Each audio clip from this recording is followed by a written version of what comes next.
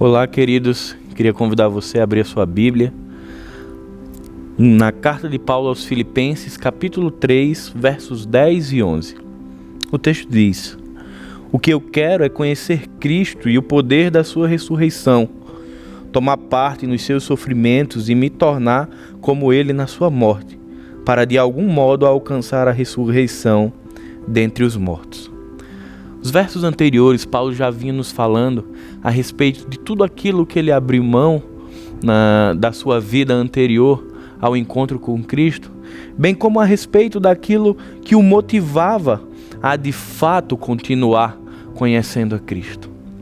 Mas aqui, especificamente nos versos 10 e no verso 11, Paulo traz à tona a ideia de conhecer a Cristo. Aqui não estamos falando de alguém novato na fé ou de alguém que estava começando a sua caminhada.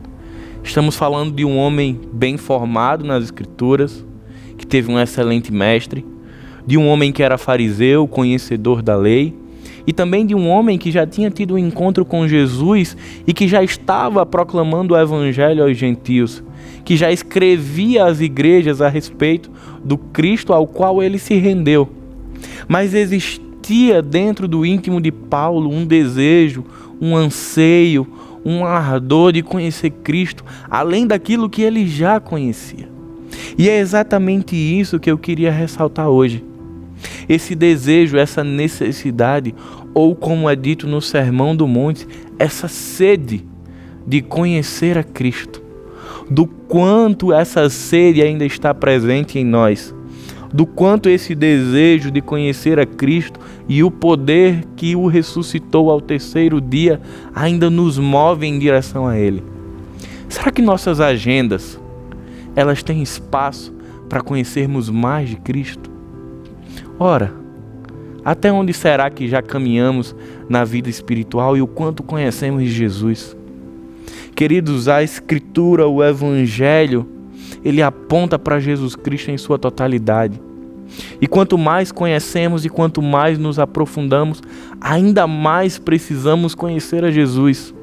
Quando eu olho para Paulo aqui nesse texto dizendo que quer se parecer ainda mais com Cristo, que quer conhecê-lo mais, me vem à memória a doutrina do Imago Dei, aquilo que é narrado em Gênesis, na criação, de quando o Senhor faz o homem à sua imagem e semelhança.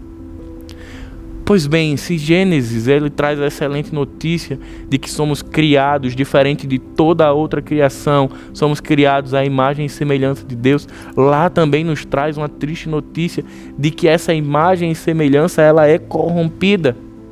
E quando lá na frente nós temos um encontro com Jesus e somos redimidos pelo seu sacrifício, é na caminhada cristã, é no sofrimento, é nas lutas, é nas dores que somos forjados, que somos moldados à imagem de Cristo.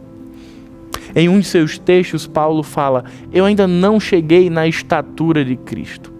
Paulo traz a ideia de movimento, a ideia de crescimento, a ideia de que necessitamos nos parecer a cada dia mais com Jesus.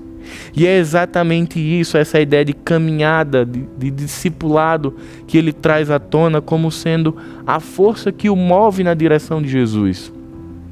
Mas eu queria convidar você a hoje refletir e orar. Imagine que você pudesse ter um termômetro espiritual, que ele fosse medir a sua temperatura. E quanto mais alta a temperatura, maior o seu fervor em conhecer a Jesus. Quantos graus será que o seu termômetro e o meu termômetro estariam mostrando nesse momento?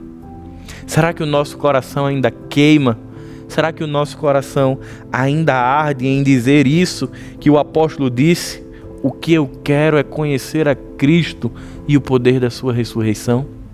A minha oração é que o nosso coração possa ser todos os dias aquecido e incendiado pelo poder do Evangelho, e que não nos contentamos com o que já conhecemos de Jesus, porque ainda existe muito mais de Deus que podemos conhecer.